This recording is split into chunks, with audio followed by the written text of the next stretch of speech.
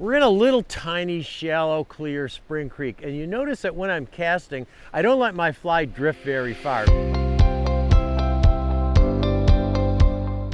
Maybe 7 or 8 feet. And the reason is that every place that my fly line has landed, I've already spoiled the water. Fly line landing on top of the fish is gonna scare it. So I'm only gonna have about 7 or 8 effective, I got a 9-foot leader on, so maybe 7 or 8 effective feet of drift. Everything else below it, I might as well pick it up, make another cast a little bit further upstream. Whoa!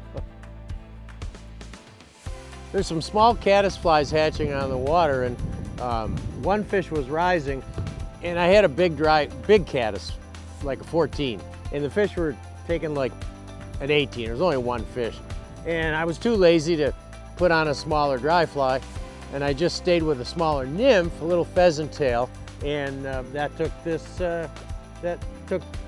this nice brown trout.